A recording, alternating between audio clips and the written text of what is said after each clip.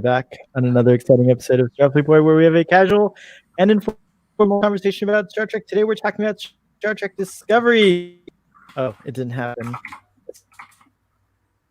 Hey, Star Trek's not happening. Hold on. There we go. Did you guys hear me, or was I all choppy and cut off? You were kind of choppy. Oh, jeez. You're crying in the night. All right, well, we're talking... Let me hijack this. Look. Hold on. This is for the Mandalorian last week. This is the Mandalorian macaroons, all right? You made them. I made them. These are homemade. Is this the first time we're seeing? This is pastry on the tube. This is the Baby Yoda macaroon. I didn't get the color exactly right. Looks good to me. It's not showing up as good as it should, but it looks like Andorian. It looks like you're eating Andorians. It is. It's made from pure Andorian blood. That's why Baby Yoda loved them so much. Oh my. Well, today we're talking not about The Mandalorian, but about Star Trek Discovery, Season 3, Episode 7, Unification 3. And Dom is not going to make it, I don't think. He took a nap, but he was so tired, I think he just kept sleeping. So he's not... Poor Dom. He has a lot on his plate. He's not unified. I really wanted to have him here because he talked about so lovingly about what he expected from this episode a few episodes ago, and so I think he got what he wanted. We'll find out on Trek Central, I'm sure. You cut out but anyways, guys, welcome. Is it just me or? I saw him slow down and then speed up. Yeah, no, you're slowing down. You're going through a temporal vortex of some kind. Hold on, let me. You're good. You're good now, though. You're good now. Yeah. You're on the neighbor's Wi-Fi. What are you doing? I think I just cleared up some bandwidth. I didn't realize I had I had the Ready Room going in the background, which I didn't get to finish watching, but I started watching it, which was cool. Well, welcome. Who wants to do the episode summary today? Shall I do it? Yeah, you should. You probably watched it 5 times. Burnham talks to a couple people. All right, let's move on. Let's talk about the episode. That's the recap. No, here's the episode summary. Spock's dream of unifying Romulans and Vulcans comes true in the future, but it's not without its complications. We finally learn what has happened since the events of Unification in Star Trek The Next Generation. And on top of that, we also find out that the Vulcans think that they're responsible somehow for the burn, blame the Federation for pushing them into experimental technology that they deemed dangerous, and think that that's what caused the burn. And so they left the Federation, and Admiral Dadmiral is what I call him, but I keep forgetting his name. Admiral Vance sees an opportunity and says, basically, headline, Micheal Burnham is coming. Accent changed in this episode. Did anyone notice that? I didn't notice that. No. Headline, Micheal Burnham is coming. And so he sees this as an opportunity to get information. I assume. She did. That's true. Very remember, true. They got to find out about Project SPF 15 or whatever it is. SPF 15. SPF 15. Whatever it was.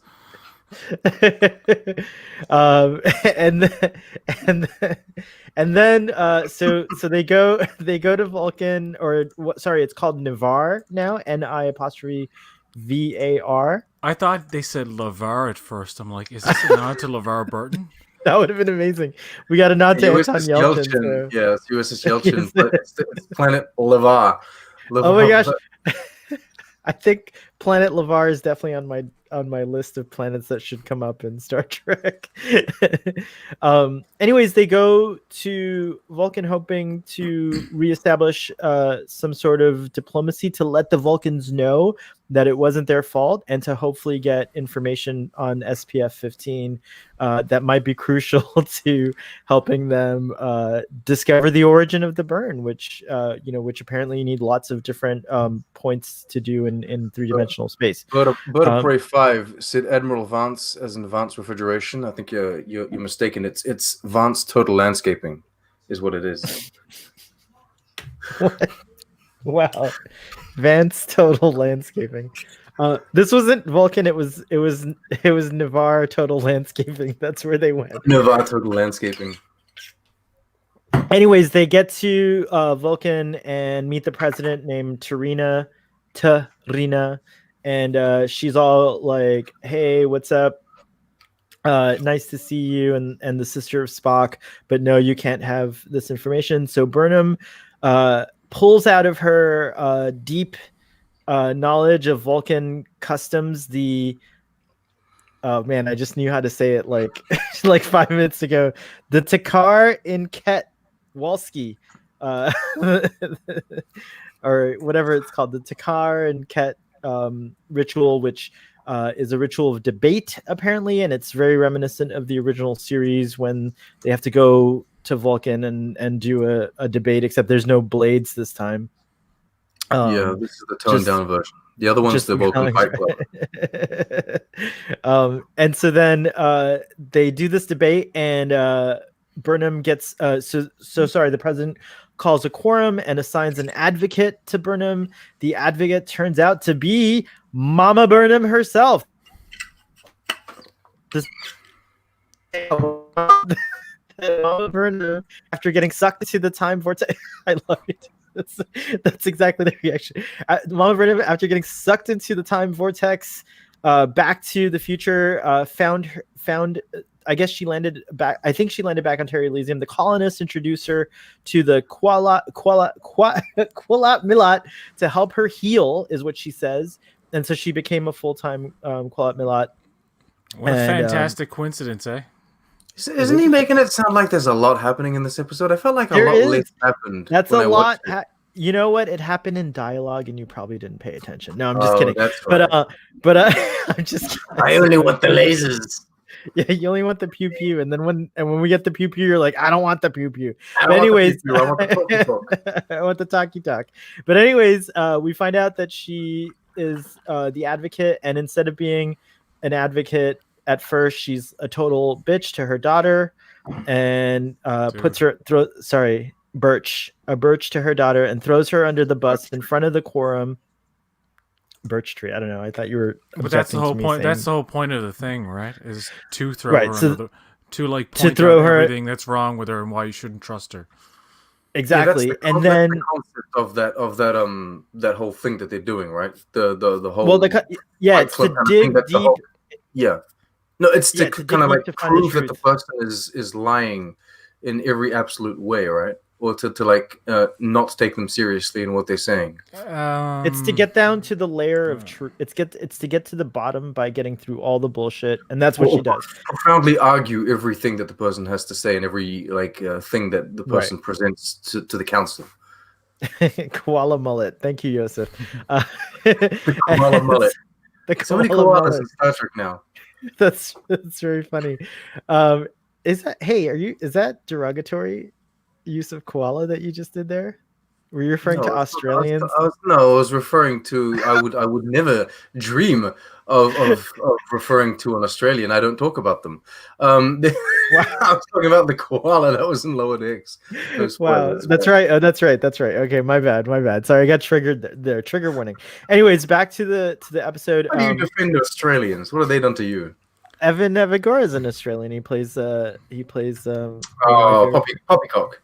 Screw you, old man. So we finally get, we once got in trouble in the comments. Someone said, I can't watch your channel because you guys laugh too much. So we gotta be more serious. Yeah, guys. you get off topic and you talk about Fargo and stuff. We did talk about that, was on your channel. Anyways, Chris Rock is amazing. Sorry, go ahead. Anyways, Burnham finally gets down to the bottom of it, and she comes to the conclusion that disrupting the peace on Navarre is not worth getting access to the SPF data.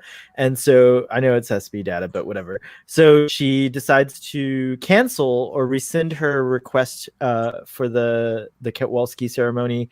And so then Cancel Kowalski. You heard it here first. No, don't cancel Kowalski.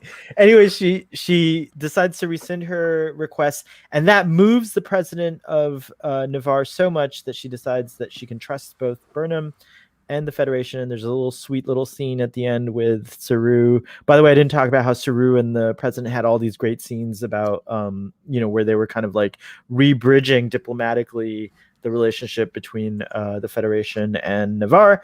And so anyways, at the end, there's hope for that. So fittingly, Unification 3 is another kind of unification, perhaps in the future, which is the reunification of Navarre, once Vulcan, and with the Federation. So that's it. That's my summary. Oh yeah, and Burnham and everyone cry until he becomes first officer, and that's it. That's my whole summary. What'd you guys think? I think each era of Star Trek will now have, like, because we had the Berman era, which brought us the Unifications 1 and 2. Now we have the Kurtzman era, which is bringing us Unification 3. Eventually, all of these new shows will stop, and like the Star Trek wave will cease for another 5 or 10 years. It'll just stop, and it'll come back, and there'll be another era for someone else. Do you think that person will also do a unification? Like they'll do their like Unification 4, and it'll become a thing? I think we could stop at Unification 3, and I'd be okay with it. Okay. Right. Yeah, I'd be okay with it. There's no need to drag out the whole Unification. Oh, yeah, there's no need to drag it out the first. And I don't even know, I'm not even sure why this episode was called Unification. Look at him, he's paused. Oh, I got paused, sorry. That was good. But the pose was good. We laughed too much. Was good. We gotta stop laughing. We gotta stop laughing. What is this? We gotta stop drinking the funky Let's go juice. really... That's right. Let's go really quickly. Unification 2.5. The next era will bring us Unification 2.5, which will bring us like a Unification episode in between all this. They'll do a CG Spock following up Unifications 2. That's what they'll give us. I want to give He hates it. I want to give a shout out to I want to give a shout out to people in the audience. Thank you, Bird of Prey 5, Stress Free K, Shishan Girl, Alexander Sandu, and Yosef, and Dennis Bowden, who I think is new. Hello, Dennis. Dennis says, whatever the name of the planet was where Burnham's mom landed in the last season episode. Oh, that was, she landed in, she landed in Terra Elysium, I think. That's where her suit was told to take her back to. But so welcome to everyone. Jeremiah's here too. Jeremiah! People are talking about The Office. Why are you talking about Jimothy and Pamela? Why are you talking about them? Who's that? Oh, okay. Jeremiah says, "Happy Thanksgiving." I'm not saying she landed on SR4, right? Episode yet. She didn't land. Yes, that's where she crash landed. She was supposed to arrive at Terra Elysium, and that's where Burnham looked for her. Right. Burnham, they're both Burnhams, but Burnham, the one that we follow, looked for her mother on Terra Elysium. She sent like a text message and got a reply 12 months later. 12 weeks later. But she was a koala mullet the whole time. She was koala's mullet. That's what she was. This episode's getting some interesting reactions from our usual suspects. Yosef hates it. He gives it a 4 out of 10 already. I'm not going to put your comments up. I know. Wow, Yosef, that's a pretty generous score, dude. Oh wow! Now we know. Okay, I was gonna say we know where PJ is gonna land on this one. But yeah, he absolutely didn't like it. I think from what I could tell from your comments, it was mainly around Tilly and Saru, and we're definitely going to talk about that. Alexandra liked the episode, which is very cool because that's contrary to I think what Alexandra usually feels about Discovery, if I'm not mistaken. And then Shishan Girl says, agreed. Everyone except Hazmat Guy was ahead of Tilly for the job. Can you imagine her commanding an away mission? I love Tilly, but first officer. Yeah, there's a lot of should we just start and get that out of the way? We talked about it on They said she's PJ's temporary, stream. Right? She is the temporary first officer. That is true. And I think this just comes from I don't know. This comes from the fact that usually Saru, when he needs to get things done on his ship, he either asks the computer or Tilly. Because he doesn't know how to do things himself. He has to ask either the ensign or the AI. This is why I say Saru is not ready to be captain. I think Saru's like a mistake. I want him to be captain. I love Saru, but I don't. They try to pretend like he's had a character arc and like they change how he is, but he hasn't grown enough. He hasn't had the 7 seasons that Data had to have Data really grow.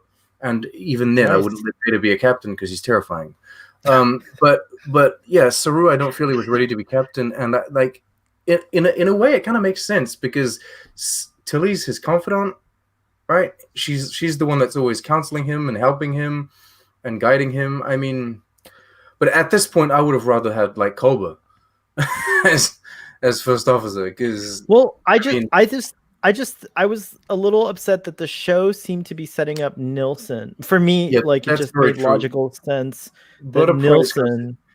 Yes, but you all have to understand that Burnham is going to get her position back by the end of the season. It's too much. It's a little too much. She keeps losing it and getting it back. She will, and that's why he's assigning a temporary one, because otherwise he would have said, I'm choosing this officer because whatever, or I'm choosing Nilsson because the contract for the actor, she needs to be on the bridge still, and it's like no, but anyway. I see what you're saying, but it still could have been Nilsson. I think even profound fans of Discovery are going to find that move a bit of a strange one.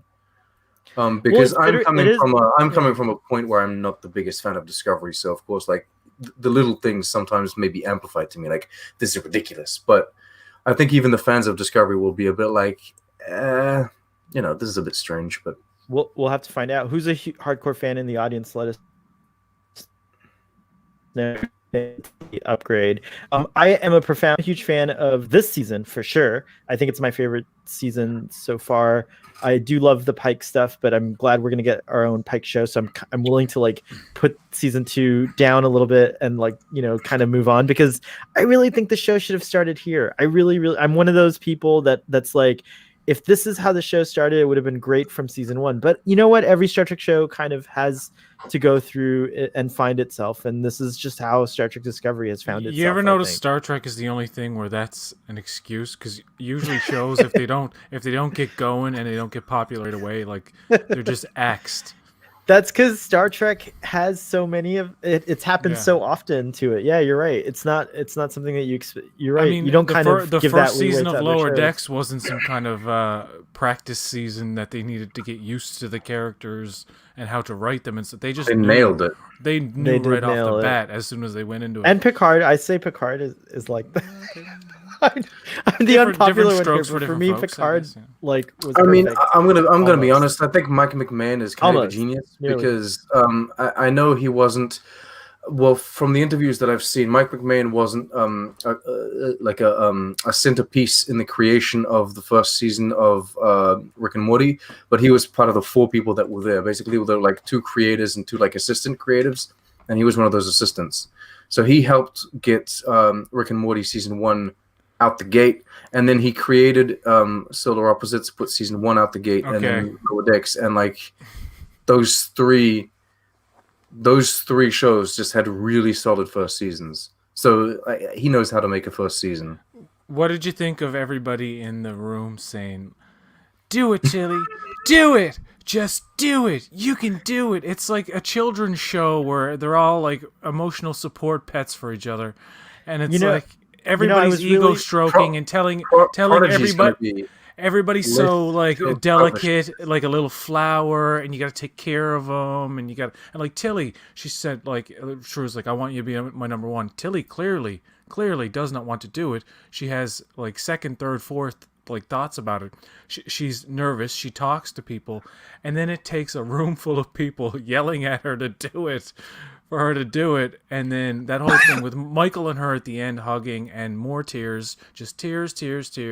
It's amazing the ship isn't they're not knee deep in fucking tears on this ship, because I'm just so sick of the crying and the shallow, everything's written to try to get the viewer to cry, and it's become so tired and played out and obvious now that sometimes, yes, it does work. And I'm sorry I'm ranting, but I have to get this out. They just need to, and I know this episode relied a lot on just talking, and yes, you need to have the drama and the emotion there to carry it through, but goddamn, I'm just at a point now. I see one more person start bawling on this show, I'm just gonna skip over it. This is one of those times where I wish they had stretched it out a little bit, and I really wish Tilly had either refused. I mean, just had either refused or that maybe, just like couldn't make the decision, so Saru has to go with someone else. I liked the scene where Stamets is like that's completely weird, like he's like Yeah. I love that where that scene He's was going, like, because it "What?" kind of echoed the sentiments that I had. Sleepy Trekkie, who's here, yay, and go check out Sleepy Trekkie's channel and subscribe, please.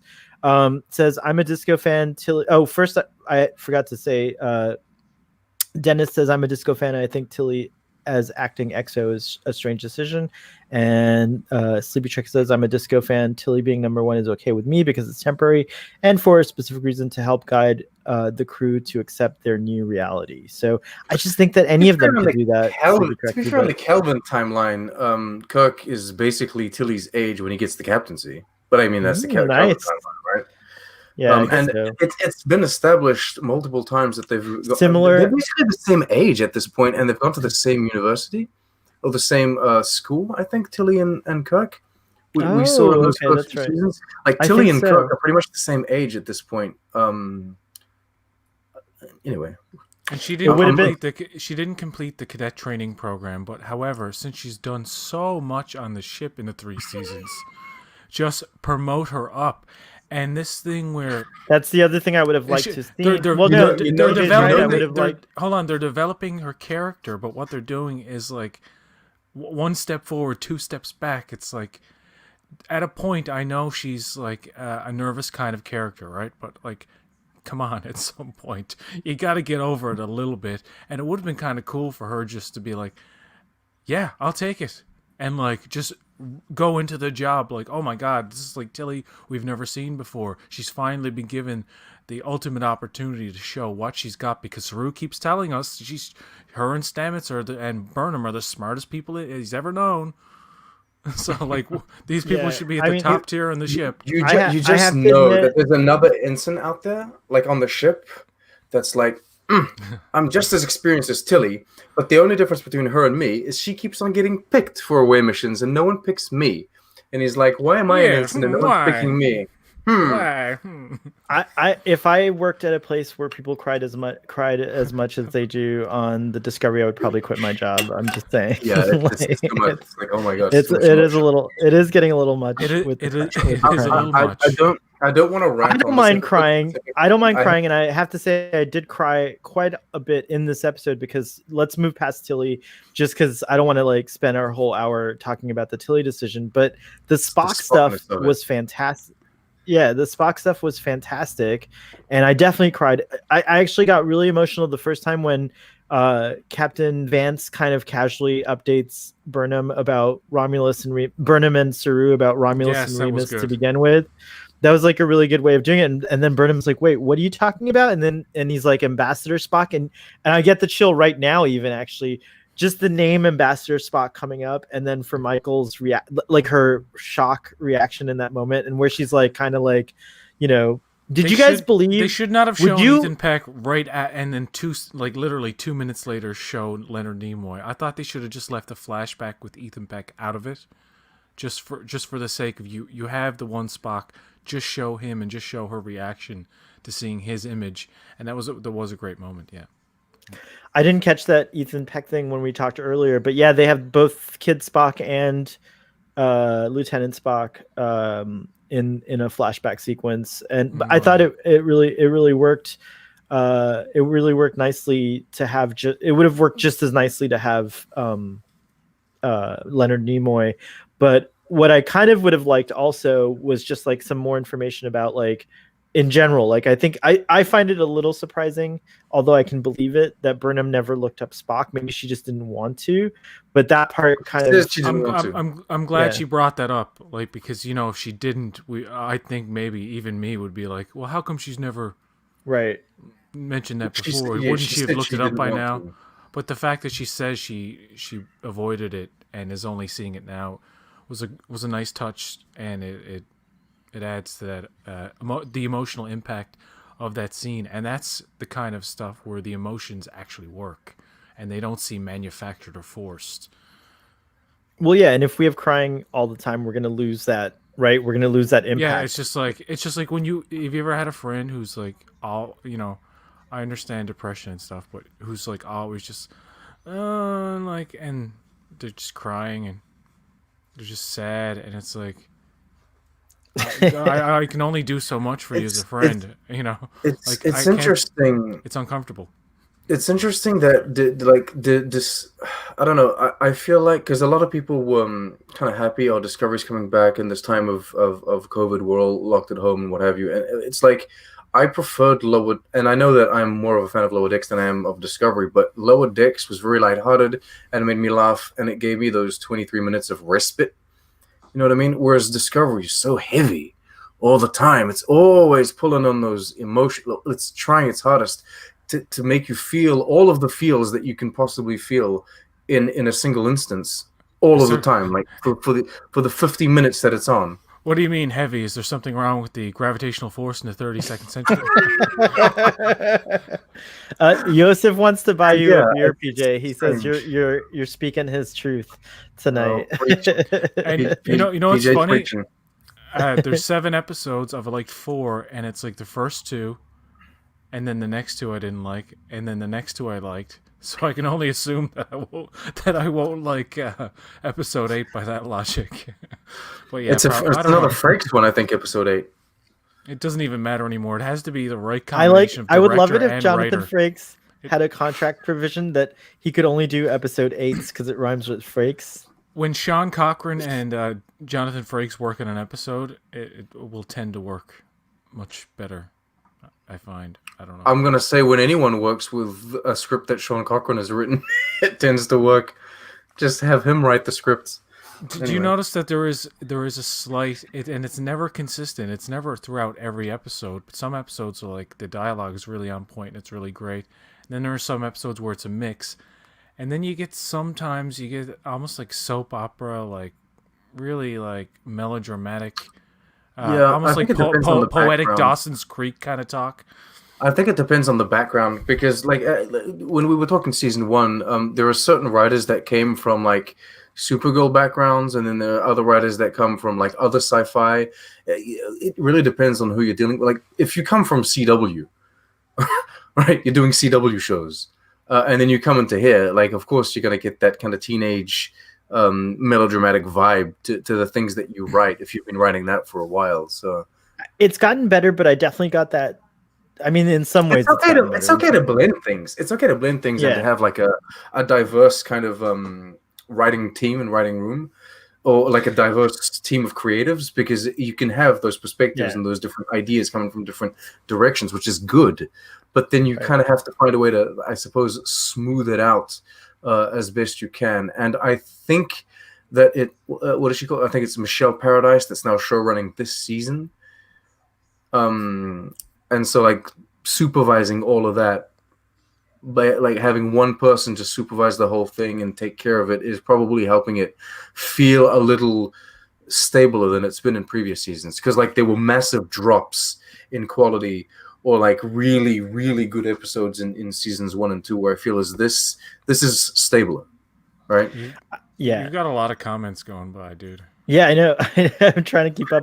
It's there's a lot of comments. There's a lot of comments. All the comments. Let's see. I think Kilder 000 is new to the channel as well, so welcome, Kilder. Will the crying chase away the guy fans? It is cringe for some. I don't know. I like to what it is to me. The whole thing. He's the guy fan. He likes the crying. I like shows. No, I said I like crying. I don't necessarily like the characters crying all the time, like getting emotional. But I mean, they are. It's a tough thing. I think what we're talking about though touched on something very interesting. Like I noticed that Star Trek Discovery is especially appealing to my older teenage relatives and friends.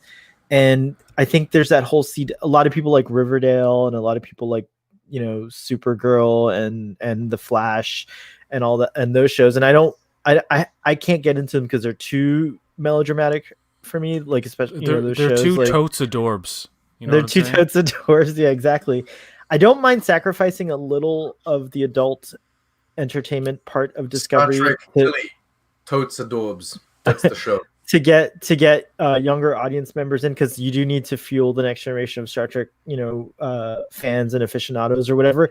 But I do think that the writers would be underestimating the audience if they think that they have to pander to that melodrama to get that audience. I think you can still get a very intelligent younger audience in Star Trek without, in a very like engaged younger audience without having to do the same tactics as on the other shows. But oh my gosh, can we talk about it's a strange thing to want to necessarily pander or like really do things for the younger audience, because in a sense the Next Generation or Deep Space, they never did anything for the younger audience, but so many people got into Star Trek as kids.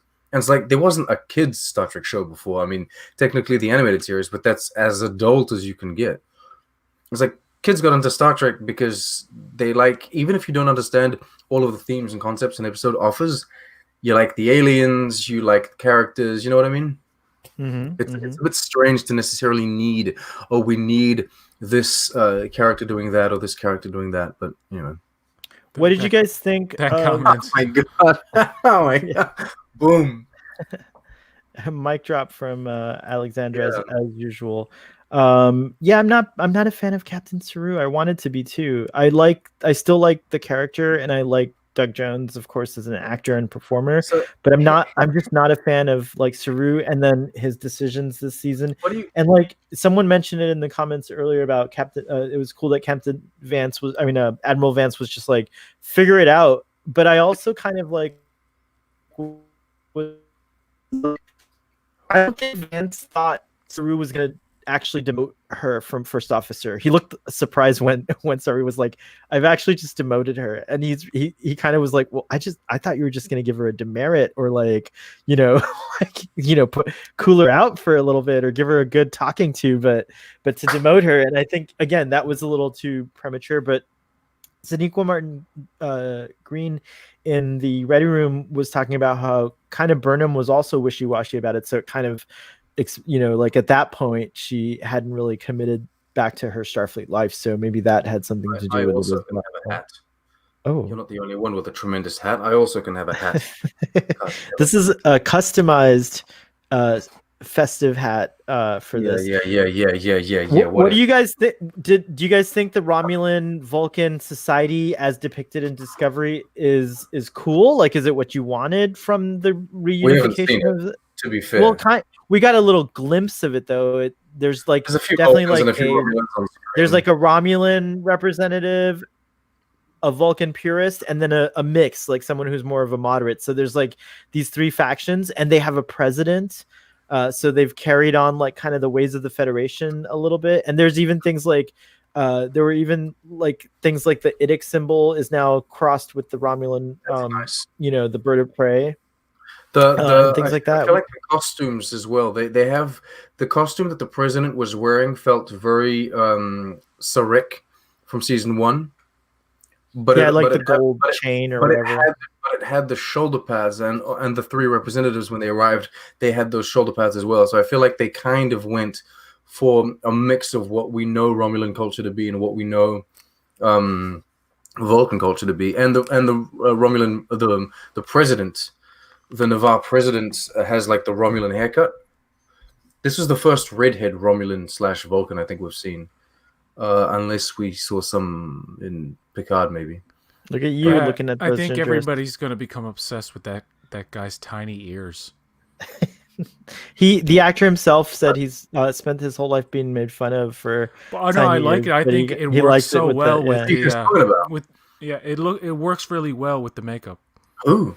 So what are you guys talking about? It worked to his advantage. What was his name? The character's name? Vakir. Okay. Yeah. The Vulcan purist. Yeah. The middle guy.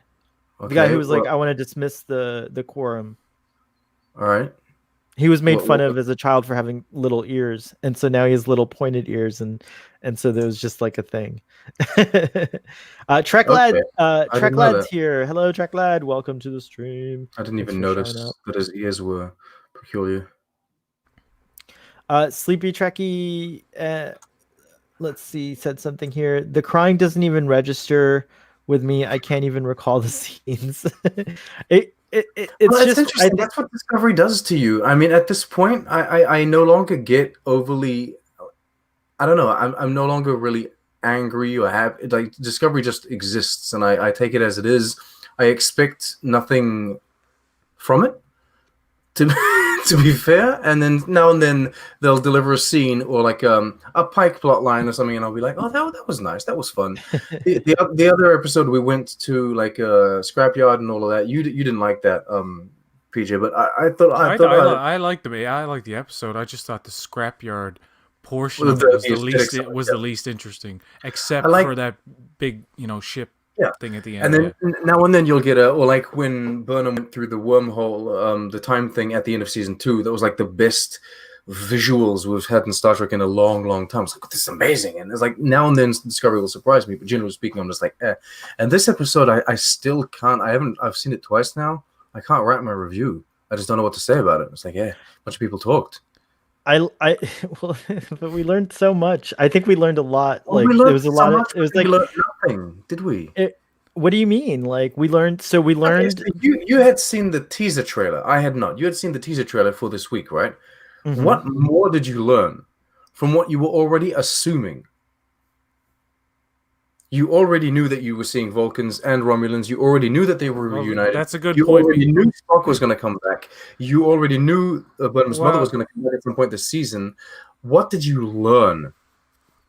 I guess to me, I learned nothing new, but in the sense that I think nothing new in the sense of like nothing too surprising. But what I guess I wanted to have this episode, and I got it. If that makes any sense. Like I really wanted to catch up with Vulcan, or now it's Navarre. And that was unexpected. I learned that they changed the name of the planet. That's cool. Okay. Like I also learned that, it's an interesting thing because like, would the Romulans have done this for the Vulcans had, obviously, in the Kelvin verse, when Vulcan explodes, they just find Vulcan Part 2, right? But this was an interesting thing because it kind of like, in a weird way, it connects so much, right? Like it connects Picard, it connects TNG, it connects TOS. Like there's a lot of connectivity here, and I just think that this is the episode of Star Trek Discovery that is the most Star Trek-y episode I've seen in terms of lore and world and things like that. Like I think this episode just like kind of solidifies that this is Star Trek for me in a weird way. Like this is, I don't know if that makes sense. Like I never had my doubts that Star Trek Discovery is canon or any of that stuff. Like it just didn't feel like Star Trek to me. I have so many questions. But now it feels like Star Trek. This is what I knew going into the episode before I watched it. I didn't know whether the Unification was them joining back up with Starfleet, but I knew that the Romulans and Vulcans were together, and that Burnham was going to get a crucial piece of information. It's even in the description for the episode.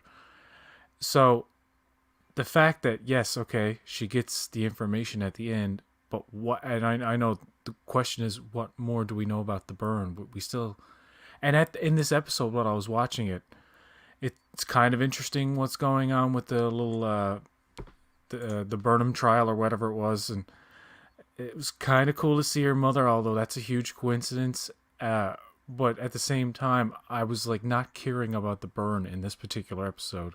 I was just like, okay, I'm 7 episodes in. And I have a feeling they're gonna drag this out until the very end. And I just want, if they do that, I just want to know what the fucking burn is. Okay, just tell me what the goddamn burn is. I think we're gonna find out in the next episode. Next week. Maybe. I don't know. Shishan Girl says I should grow my beard back. That it'll be more fitting. I have a month. The beard was so itchy. I don't know if I'm gonna grow it back. I might stay bare for this. Joseph says that if he were the captain, he would have thrown Burnham in jail. But Joseph, like Burnham's the maverick, right? Like you are more lenient with that person that kind of gets shit done. You really are. Like I feel like Burnham is the maverick of the show. Like and that was something we talked about on. If she saves lives, she can get away with certain things. It's kind of like the Kirk thing. It's like, okay, you disobeyed orders, but you saved a shitload of people, so therefore we're not going to be that hard on you. A captain has a Maybe certain there's prerogative. They're allowed to do things. But if you look at other shows that we've seen in Star Trek, when like Worf wants to go off and do something, he'll ask for like leave. Like, but not I'll do, but I mean, you know, that's true. But doesn't he that same also thing. disobey? Doesn't he also disobey Captain Picard? Big time. I forget what the exact situation was in TNG, and then Spock, of course, does the whole thing in the menagerie. And Yeah, but there's a double episode trial about that. no, but that's what I'm saying. I mean, Burnham's definitely not gone without consequences, like, but then again, it's just kind of like Captain Kirk should have been court-martialed, but he saved Earth. Like she's not joking when she says that she and the crew have saved all sentient life in the galaxy. I mean, that's like a legit thing that happened. Can I just point something out? Yeah. They don't know in this show the difference between the universe and the galaxy, because Did they say the universe? They use the words interchangeably all the time, and it bothers me. It's just one of those little things. Yeah. It's like, and in fact, by the way, I like Control wasn't going to destroy all sentient life in the universe. In fact, it would have skipped over billions and billions of beings that weren't advanced enough for them to care about. So whatever. Right. Anyway, very good point. But regardless, I like that scene when she rescinds the request and then walks off. The crew just stand up for her. That was also very cool. Like, I like that kind of stuff a ton. But anyways, I guess my point is that like Burnham is like the character or not, Burnham. Oh, you froze up. I think they're treating her the best way they can. She is kind of. Oh, am I back? Yeah, you're back. Oh no, you guys make it show while I go through the. What I just want to say I was just saying again that Burnham's like a maverick. She's a maverick, and I think they set up earlier in this season that she was going to be a bit of trouble and she had to get demoted and all this. And there was big hints that she might leave in this episode. And then it's like, now I got all the data I need. We can finally move on. Admiral Vance seems to be very on board with her and Saru and finding out what this burn is all about. So I don't think there should be any more like insurrection on Burnham's part anymore. I think that's done with in this season. And if it turns out she keeps disobeying and going off and doing things without permission, I think that's pushing it. But I think that conflict that they were setting up earlier, I think she's finally content now. That final shot in this episode, and actually the book and Burnham stuff is probably the better stuff in this episode, in my opinion, because they're coming together now. They're very comfortable together. I like Book's reaction when he's like, "So you're gonna stay?" Like, he doesn't want her to stay. He wants to go off with her. But I hope by the end of the episode she's comfortable enough to actually leave, and that could be a cool cliffhanger. Like, will Burnham come back, or when will she come back? Like, she's off on her own now. But I think it's hinting at, like, once she figures this out, I don't think she's gonna stay.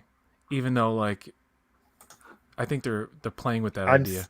I think she deserves a life with Book, like a happy, comfortable life with Book. So every decision the show saving makes animals undercuts the previous things that the episode does. You can't have 88 people fly to the future for one reason alone: Burnham. The mission is not the reason they came. They came because Burnham came, and they came for her. And then she's like, nah, I disagree, I don't like you guys anymore. I'm gonna go chill out with my book. I think the crew can eventually acclimate to their environment now and become comfortable where they are. I mean, that's fine, but still, on the part of Burnham, it's the most horrible thing that you could do to people. It's also not fair, but it's not fair. I don't think it's fair to say that they came just for Burnham. I definitely think Burnham is who they were inspired to come for, and that she like inspires this like following, if you will, or what do they say, a cult of personality. Etc. But I don't think that that's why anyone would go. Like, why would you? You wouldn't leave your family. I don't think I would leave as much as I like Micheal Burnham. They show that way, though. That's the thing. No, I don't think so. I do. Well, to a degree. I don't know anyone, and you don't know anyone that would do the things Burnham does. But she'll see. Yes, I do. We don't know anyone like she's a hero of a show. I mean, I know Captain Kirk would have done stuff like that. Like, I don't know anyone in real life. You're absolutely right. Maybe Captain America. But anyways, like, by not doing that stuff. I think it would have gotten boring if we didn't have a character like Burnham. But all I have to say about her leaving is I would probably 7 shows before this one. I might lose interest in the show if Sonequa Martin Green leaves because I love her and that's why I watched the show. Like the reason I stuck leaves through the show. No, I didn't. Yeah, think is that so. what you were No, saying? I thought Oh, no, I thought we'd just follow her doing something else. No, I mean I'm talking about like a thing where at the end, by the end of the season, she does her own thing. Books like come away with me. We know what the burn is. The Federation is back together. We can figure it all out. We defeated the bad guy. Yada yada yada. And Burnham just makes this decision like, I'll go away and everybody will be happy for her.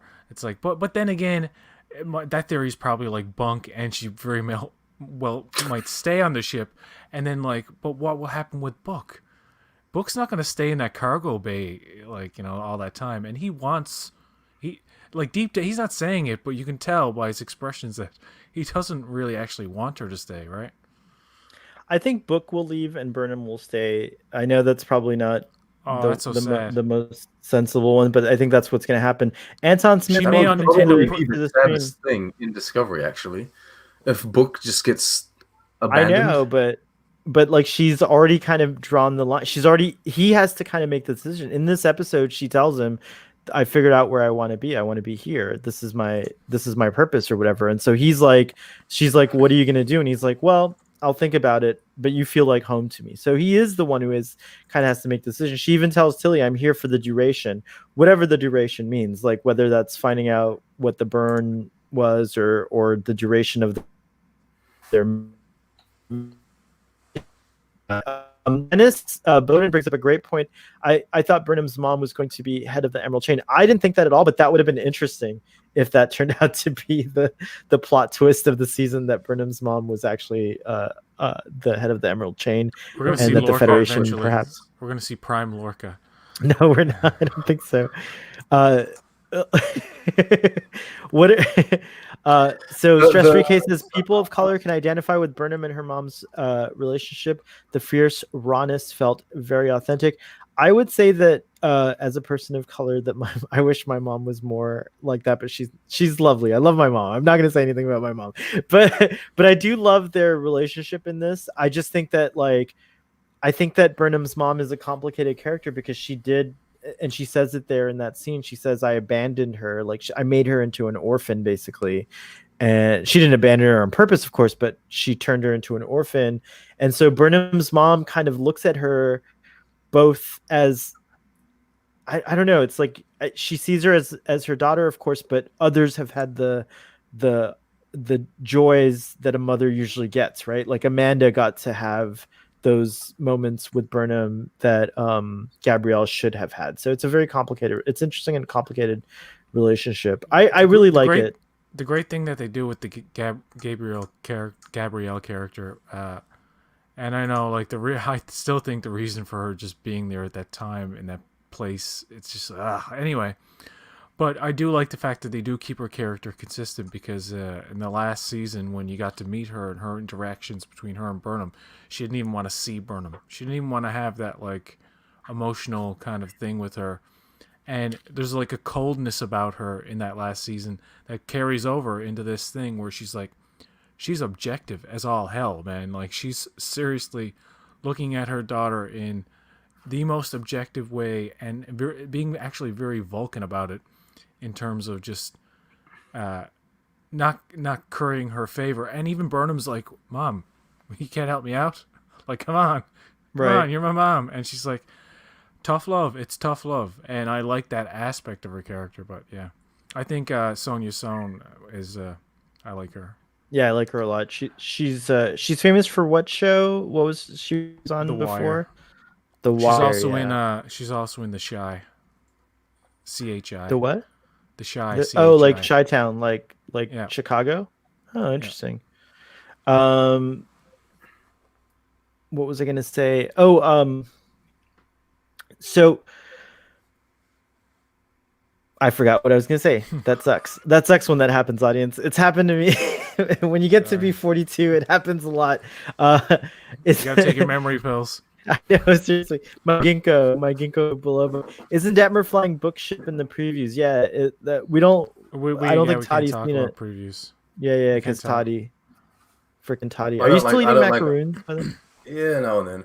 I don't like watching the previews in advance. I have a question about the fact that Burnham was given the information that she needed at the end, because I feel like every time Star Trek Discovery tries to write something a certain way, they then proceed to undercut it themselves. And I feel like the fact that she got the info, like you set up this whole thing where Burnham does some horrible thing. She does it by herself. She's not allowed. And then at the end, there's no consequence. The only consequence episode that we've had so far is the previous one. What did she do in this episode that was bad?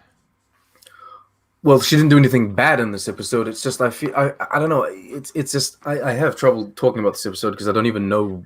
I have The moment a hard time where her processing mom it. But used her- I had the same problem moment with the where data. Oh, you know, I was you just shush saying, her? like she me. Did you just? What? Yeah, it looked like you shushed us. No, I just stopped talking. I was waiting that you guys are going to say, and then you both stopped. So I was like, I'll just carry on. I don't No, think not at I'm all. Silence. Shh. No, I don't know. It's just like there was this whole thing about her not deserving the data, judged by this council, which is their job. And then it's like, but then y'all got the president that's just like, screw the council. I don't need it anyway. I'm gonna give you you can't do if it's a presidency, you can't do that. Yeah, but there was a conflict in that room about there wasn't like a sound decision like that Romulan dude was like, come on, let's just do it and like. Well, then it should have carried on. Figure this shit out. There should have been interesting. I think the president needed to see all of this shit play out before she was like, "Yeah, I'll give it to her mother to slip to her." It's very Romulan, isn't it? And it's actually very Romulan. The true decision. Yeah, go ahead. Sorry. No, but that's the thing. It's like the Vulcan president is doing something very sly against her government, which would probably get her like in a lot of trouble. But I mean, I guess they're going to find out that she got the data after because they're going to go back. She should have chosen to live, right? I think she had the ultimate say all along. I think that the quorum was set up so that she didn't have to get involved, that she could just observe Burnham to see what the because she's really mad when Burnham invokes that. Because that's really that's cross. The part. But that's the part that I'm saying. So why would she be happy? Like, why would she then use that? It's okay. Strange. But if you're upset at me and I convince you to do the right thing, you're still going to do the right thing, even though you were originally upset. You're not going to hold that grudge. No pun intended. And if it means that's who they are. One of the better parts of that episode too was her interaction.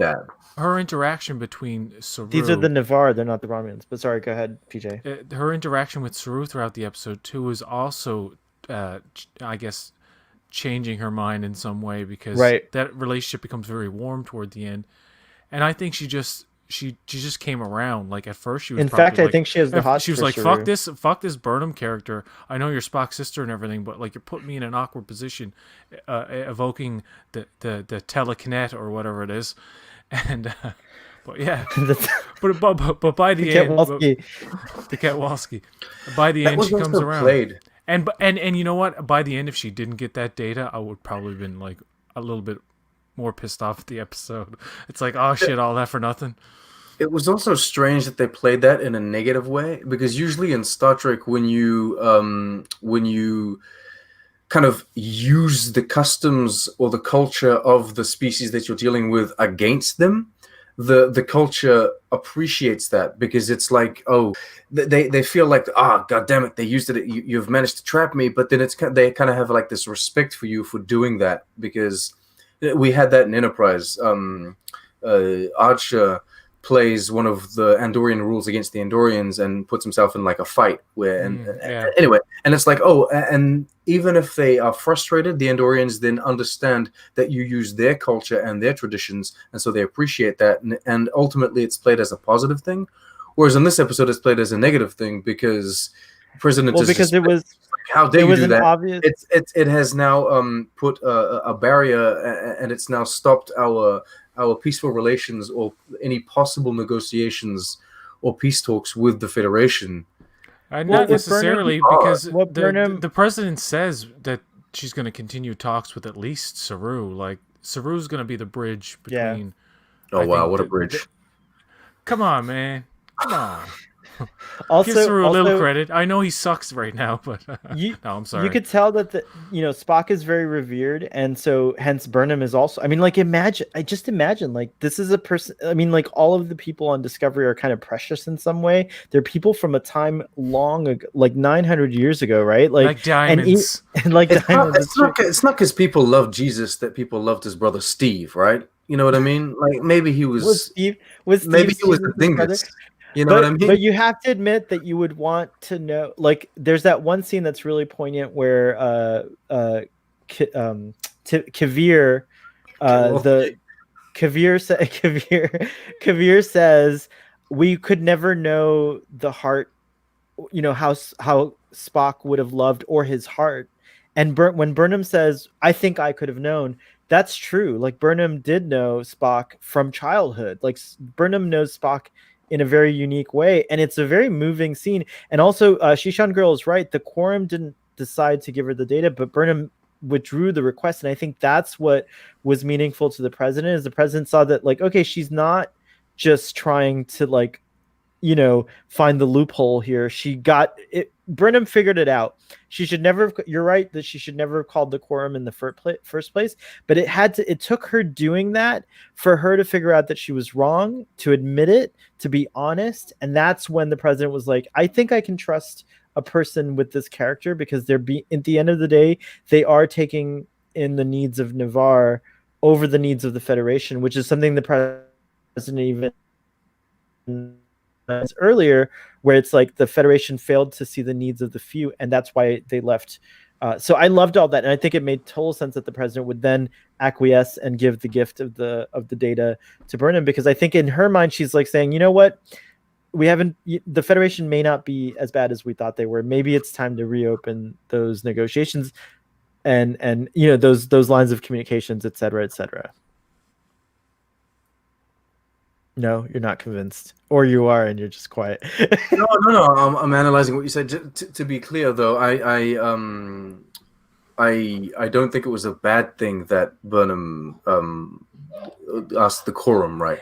I just think it was strange that they played it in a negative way rather than a positive way. Like all of the Navarre got mad at that, or the president of Navarre got angry at that. It's like usually you play that in a positive way when you use the culture, especially considering it's basically Burnham's culture. She grew up on Vulcan to a certain extent. It's her culture.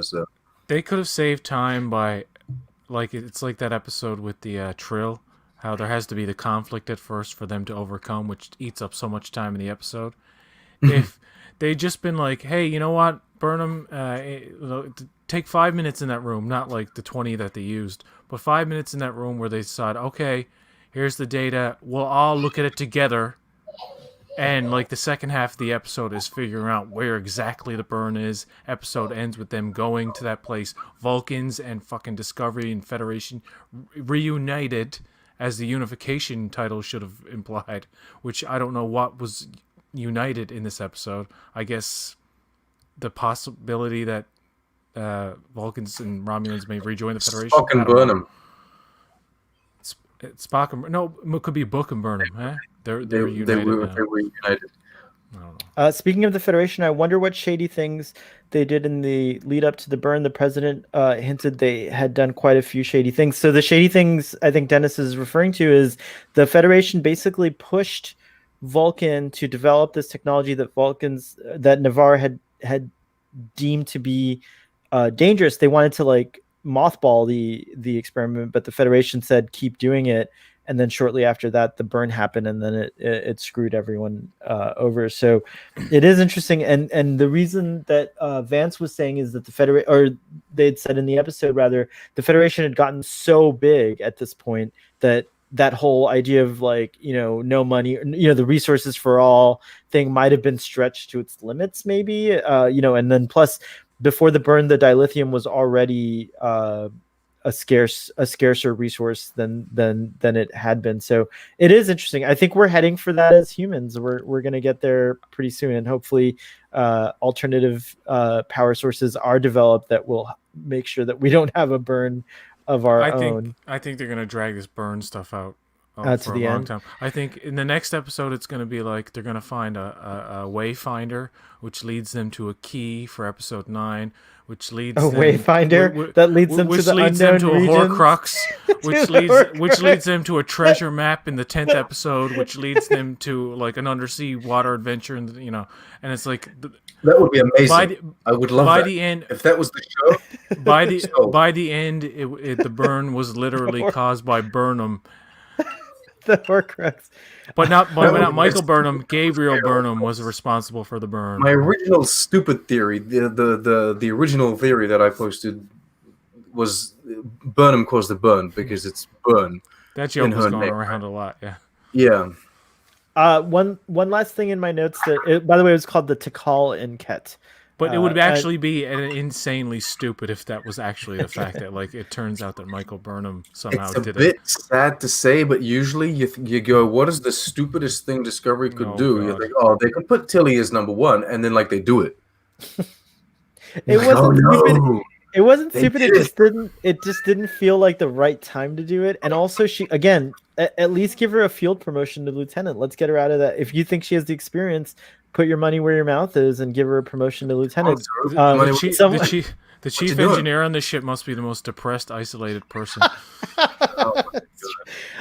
Wrapping up, one last thing I had in my notes was I did notice that the nacelles reattached before they went into the jump, and then they detached. So that's the only new thing for the jump. I wanted like a new jump effect. I wanted like crazy lightning bolts and everything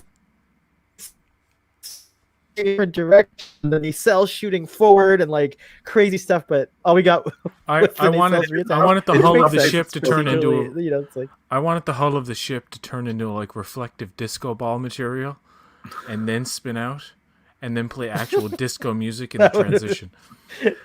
That would have been great. That's No, true. but It the would've been really spore nice. drive itself, like Guys, the do you have drive anything else itself to- wasn't modified. It's only the interface that's changed. The drive itself isn't modified. So yeah. Guys, do you have anything else in your notes? Audience, is there anything that we didn't talk about that you're dying for us to talk about? And also, it's time to give our ratings, I think, pretty soon. With my So, notes. anything in your notes there that we didn't go over? I actually liked the whole Stamets putting his hand in the gel and then like pushing the thing, like it was almost Oh, yeah, that very was cool. smooth, and I almost want that. felt like I wanna something you feel want what to do that feels yourself. Like I want to know what that feels like. like. We should do they should do an ASMR video for those of us that enjoy that content. Just put your hands. In your I'm as a nose. Vulcan expat. I'm feeling. Ooh, there we go. As a Vulcan expat, I'm feeling homesick for my homeworld. Aw. Whatever Oh, happened to the Gorn hegemony? Hegemony. Oh, hegemony. Sorry. Could their snafu with subspace propagated the burn? I'm not sure if that was meant to be anything important or just a one-off. Because it's only 2 light years, right? Is that what he said? Was 2 light years of subspace was damaged by the Gorn? Drop that Gorn. Mm. You gotta drop that Gorn reference. That- It ain't a that Star Gorn Trek. You gotta go on. PJ for the writers' room. PJ for the writers' room. Still a better story. Yes, I nominate both Sean and PJ for the writers' room. And I make really good coffee. I can bring you guys coffee. The nacelles were very cool. This episode, they moved outside the sphere before jumping. Last week they jumped from inside the sphere, which I thought was pretty dangerous. Yeah, it's true that this time they decided to get outside of the bubble. And It's I like think that's it's like the first time they jumped away was in front of all of these ships, and then the captains in the next episode are like, well, we didn't know anything about this, even though we all fucking saw it. It was late at night. It was like during It was the they had 3 all a.m. asleep, yeah. They were all sleeping. I love how the captain, like the admiral, didn't want to tell the captains originally, but all of Vulcan knows. Like all of Navarre knows. Navarre, they know that they have a spore drive. They know how it works. When I watched it again, They were briefed. They were briefed. Yeah, the president actually says we've been briefed on your crew and its situation. So when he's starting to explain the spore drive, she interrupts him and says we were briefed. So I think that was like her Vulcan way of saying like, oh yeah, I'm the president. Okay, I have a red box. I thought that was about the fact that they're from the past, because then they addressed. I think it was everything. I think that the spore drive was included in the brief, and also it had to have been. There's no other explanation. Whether the Navarre culture actually has access to like centuries-old classified Federation data. They might. Alexandra, what are you talking about? The Expanse has not been cut short. The Expanse is getting its 5th season, and they've also been renewed for season 6 as well. Season 6 is the last. Season 6 is the last. Oh well, that's not that's not cut short then. Yeah, 6 seasons is a great run. And you got to keep in mind, like once they've done the totality of the books, they've done the story, I reckon. So I'm thinking Game of Thrones fans still don't have their final novel. Anyways, I'm pretty sure Discovery's probably gonna go like 5 seasons. I used to think like 1, and then I used to think 2, and then I'm like just 3, and I'm like okay 5. Watch now, it ends after 4. No. It's going to go to 6 seasons. I'm pretty sure of it. That's my prediction. Oh, no, so Alexandra's saying that maybe there should be more seasons of the Expanse. Maybe they'll get a spin-off of some kind. It's true. They might. Anyways, this is not the Expanse stream. We're ready. We're going to give our ratings. It would be logical that the best science fiction show gets cancelled, because usually that's what happens. Like the best science fiction shows get cut off or get short runs. They don't exist for long. It's true. I was really waiting for this episode. Ever since I heard the title of this episode, I was fascinated by it. I was excited about it. I was waiting for it. And as far as the stuff I wanted about the lore and the Vulcans and the Romulans and catching up with them and Spock's legacy and everything, the episode nailed it for me. And I'm not going to hold the Tilly stuff against the episode. I'm going to give this episode a 10 out of 10. Finally, the 10 has been released for the season. I give this episode a 10. That's it. Now, off to you, PJ. well, sir.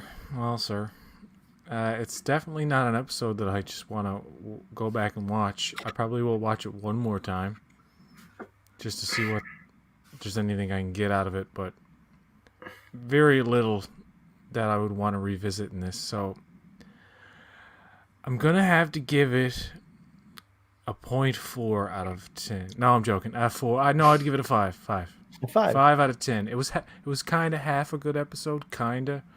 So I'm gonna give it a generous 5. $5 foot long. Yeah, I love that guy. I also give it What's a 5. What's that singer's name? I don't care about this episode at all. It's not that I don't care for it; it's that I don't care about it. It could literally not exist, and I don't think it would change anything for the way the season progresses. Yeah, the only burn I'm concerned about is the heartburn I get when I watch this fucking thing. No, I'm joking. The burn is wearing on me. I just gotta say that. It's like this is one of the things that like took away points on this episode. It's like I get it, you gotta figure it out, but it's just like Picard has this problem where it was like so hyper serialized that some of the mysteries aren't worth the amount of episodes it takes to get there, and it literally is one of those shows that is made for binging because you can kind of skip over that 1 or 2 episodes that are dragging or that you don't like and get to the good stuff. But weekly, I find, I don't know what I'm going to get. Good or bad, I don't know. We get a 9.5 from Stress Free K. Alexandra gives it a 7. We already know that Yosef gave this episode a 4. So pretty much all over the place with the ratings this week, isn't it? Yeah. Why can't we have an episode? Why can't we have like a season of Star Trek that is like Fargo or True Detective or Raised by Wolves? Fargo. Here he goes with the Fargo. We have something that's just. I haven't even seen. Can you talk about a show I've seen? Modern Trek isn't there yet.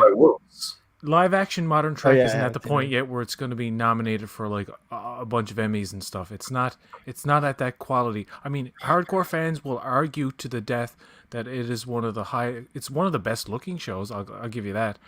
But it's one of these shows I find particular episodes are really good and some are just not great. Consistency is what we need in modern Trek, and the closest we've gotten to that so far is an animated Trek show, in my opinion.